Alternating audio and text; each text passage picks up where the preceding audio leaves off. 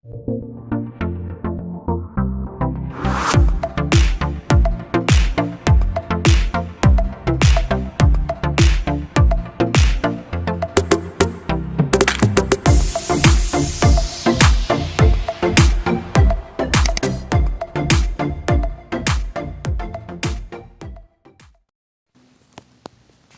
1, sumber hukum di Indonesia yang mengatur tentang tenaga kesehatan tertuang pada A. Peraturan Pemerintah Nomor 32 Tahun 1996, B. Peraturan Pemerintah Nomor 43 Tahun 1996, C. Peraturan Pemerintah Nomor 32 Tahun 1994, D. Peraturan Pemerintah Nomor 36 Tahun 1996, E. Peraturan Pemerintah Nomor 24 Tahun 1999.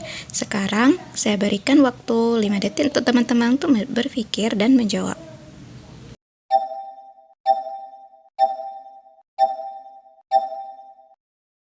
Jawabannya adalah A. Ayo kita bahas sama-sama. Untuk soal model seperti ini, teman-teman harus bisa menghafal beberapa undang-undang, peraturan pemerintah, dan keputusan menteri. Yang pertama ada Undang-Undang Nomor 36 Tahun 2009 tentang Kesehatan. Kedua, ada Undang-Undang Nomor 8 Tahun 1999 tentang Perlindungan Konsumen.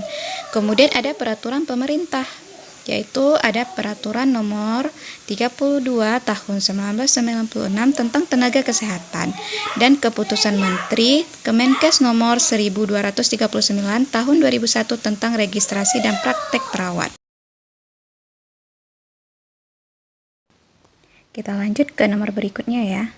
Nomor 2, tindakan membebaskan alat atau bahan dari mikroorganisme yang dapat dilakukan terhadap benda hidup atau benda mati disebut A. Sterilisasi, B. Antisepsis, C. Antiseptik, D. Desinfeksi, E. Desinfektan.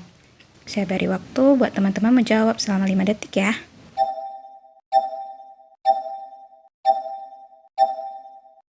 Jawabannya adalah sterilisasi. Ayo kita bahas sama-sama.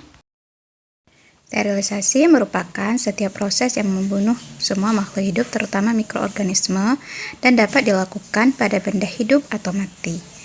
Yang B. Antisepsis, mencegah pertumbuhan atau aktivitas mikroorganisme dengan menghambat atau membunuh. Kemudian ada antiseptik, zat kimia yang dipakai untuk antisepsis.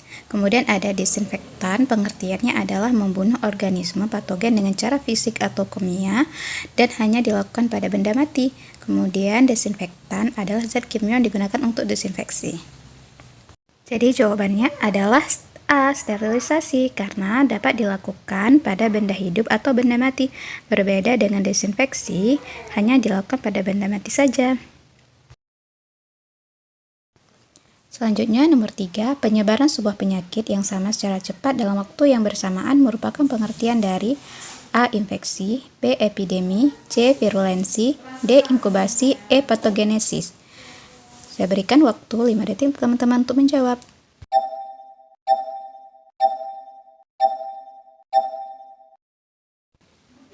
Jawabannya adalah B. Epidemi. Kita bahas sama-sama ya. Infeksi terjadi ketika patogen sudah masuk, tumbuh, berkembang biak dalam tubuh. Sedangkan epidemi merupakan penyebaran penyakit pada banyak orang. Virulensi adalah ukuran keganasan suatu penyakit.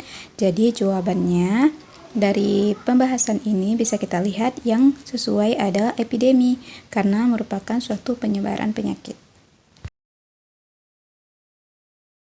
Mari kita lanjut ke soal nomor 4. Suatu keadaan di mana kadar glukosa darah menjadi rendah disebut A. Hiponatremia, B. Hipoglikemia, C. Hipoksia, D. Hipoksemia, E. Hipokalemia. Saya beri waktu teman-teman 5 detik untuk menjawab ya.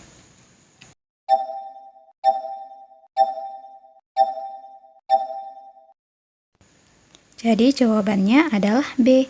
Penjelasannya adalah untuk soal seperti ini, teman-teman bisa menggunakan trik seperti ini. Hipo artinya rendah, glikemi artinya gula darah. Jadi suatu keadaan di mana kadar gula darah rendah disebut hipoglikemia.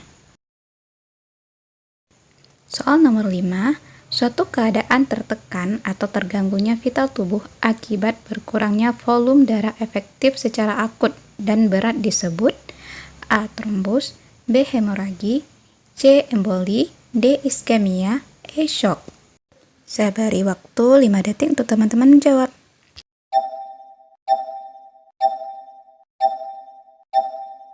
Jawabannya adalah E. Kita lihat pembahasannya ya.